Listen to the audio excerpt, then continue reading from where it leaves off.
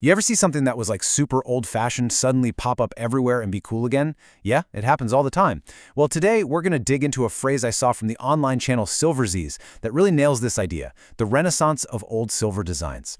It sounds fancy, but stick with me because we're going to break down what it really means and why it's a sign of a much bigger shift. Let's dive in. So it really all boils down to this one big question, right? When does old actually flip the switch and become new again? I mean, think about it. We see this constantly, whether it's in fashion, music, you name it, and for sure in design. Styles that your grandparents might have loved are suddenly fresh and, I don't know, exciting. So what's the magic ingredient? What's that tipping point where something goes from dated to desirable? Okay, so to really get this trend, we've got to focus on the most important word in that whole phrase, and that word is Renaissance. This isn't just, a simple comeback story. Silverzz is hinting at something way bigger, way more meaningful.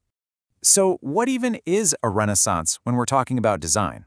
Well, it's not just about pulling old stuff out of the attic and dusting it off. No way.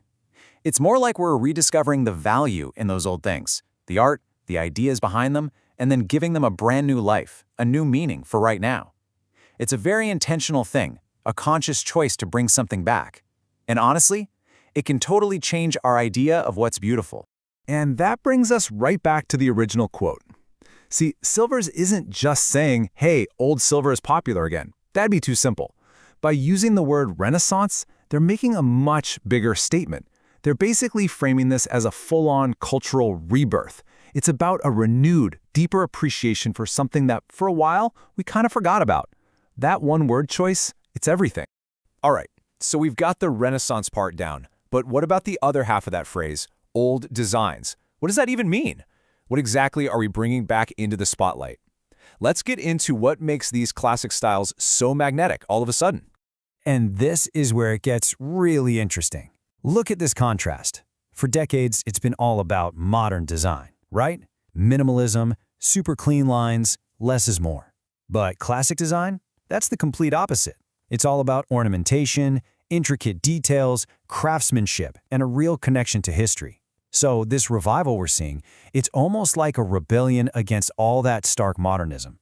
It's like we're searching for something with a bit more, soul. And this is why we're so drawn to it. I mean, think about it. You get that feeling of timeless craftsmanship. You can almost feel that a real person, a real artist, made this thing. Then there's the intricate detail. You can just get lost looking at it, which is something you just don't get in a super minimalist world. But maybe the biggest thing is that sense of history.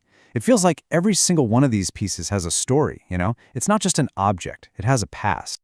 Okay, next up the timing. Because Silverzz was super specific, they said this is happening this year.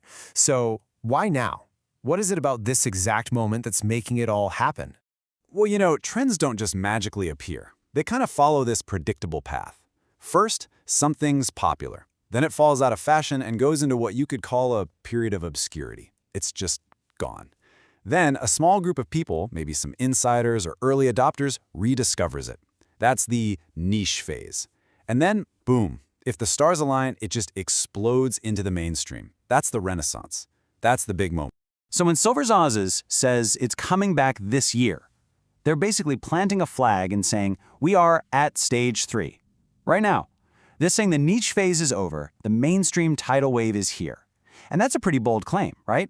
It means old silver isn't just for collectors and antique shops anymore. It's coming for your jewelry box. It's coming for your home. Okay, so let's pull all these threads together. We've talked about the Renaissance, we've talked about what makes these old designs so cool, and we've talked about the this year timing. Now let's see how it all clicks into place. So here's the synthesis, the simple formula for what's happening. You start with the foundation, which is the old designs, all that history and amazing craftsmanship. Then you have the action, which is the Renaissance, that big cultural rediscovery. And what do you get? The result, a totally modern trend that takes the absolute best of the past and mixes it with the vibe of today. It's not about just copying old stuff. It's about making history feel, well, new. So after all that, what's the big takeaway? Well, now you've got the toolkit. You can spot a design renaissance out in the wild. The next time you see some old style suddenly become the hot new thing, you'll know exactly what's going on under the surface. It's not random, it's a renaissance. Which leaves us with just one question, really. What's going to come back next?